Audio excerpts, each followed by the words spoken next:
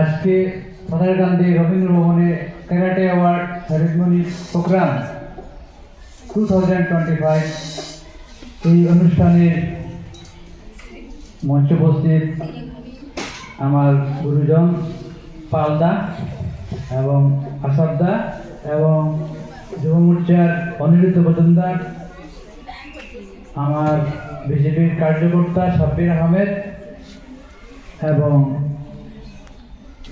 Bilbari SK Ram high স্কুলের headmaster আচার্যদা এবং অন্যান্য মঞ্চে উপস্থিত আছেন। ওনাদের নাম তো আমার জানা নেই ঠিক, তাদেরকে এখানে আসার জন্য আমি পাথারকান্দির পক্ষ থেকে শুভেচ্ছা জানাচ্ছি। ক্যারাটে আমরা শুনতাম যখন ছোট ছিলাম, ক্যারাটে শেখার খুব ইচ্ছা ছিল, কিন্তু সেই সময় আমরা সুযোগ পাইনি। বর্তমানে দেখছি মহিলাদের যে নির্যাতন, মহিলাদের উপর যে অত্যাচার চলছে, পুরুষের দস্যু লোক, এই আত্মরক্ষার জন্য অন্তত মহিলাদের ক্যারাটে শেখা আমি মনে করি বাঞ্ছনীয়।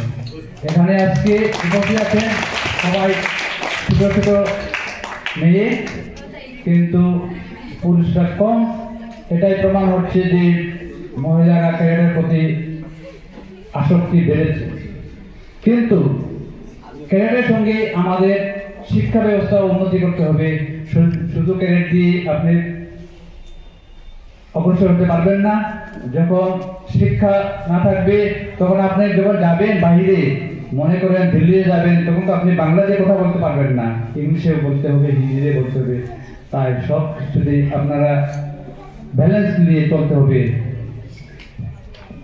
আরেকটি কথা আছে, ইংলিশে একটা কথা আছে, success is success when it is continuous। আজকে আপনি ক্যারাটে শিখলেন, এক মাস করে বন্ধ করলেন, আপনার সাকসেস হবে না, ভুলে যাবেন সব ক্যারাটের এটা প্রমাণ আমার কাছে। আমি যখন প্রথম পাথারকান্দিতে রাজীব গান্ধী কম্পিউটার ইনস্টিটিউট একটা ছিল, কম্পিউটার শিখেছিলাম, কিন্তু এখন আমি কম্পিউটারের এবিসি ভুলে গেছি। কেন? আমি এটা অধ্যয়ন করিনি বা আমি এটা দিয়ে মাথা কামাইনি। শিখলাম শেষ, সার্টিফিকেট পেলাম শেষ, এরকম হলে হবে না। আপনাদেরকে চার্জ শিখছেন, এটা দিয়ে আপনারা অগ্রসর হবেন এবং অধ্যয়ন করতে হবে বা প্র্যাকটিস করতে হবে। আর তো বলার কিছু নেই, কেননা ক্যারাটে সম্বন্ধে তো আমার জানাই নেই। আমার একজন বন্ধু শ্রীভূমি জেলার বিশ্বজিৎ ঘোষ কলেজে আমরা একসঙ্গে পড়তাম,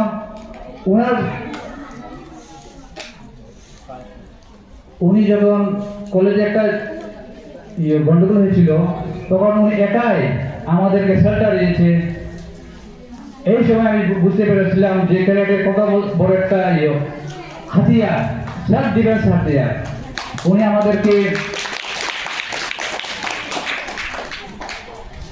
আমাদেরকে একাই আমাদেরকে বাঁচিয়েছে বিভিন্ন কলেজের আক্রমণকারীর হাত থেকে।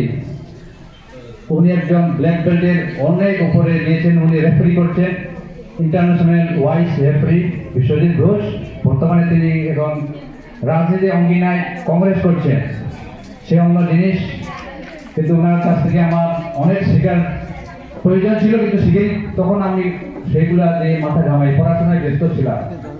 তাই গাইস, আজকে আর বলার কিছু নেই।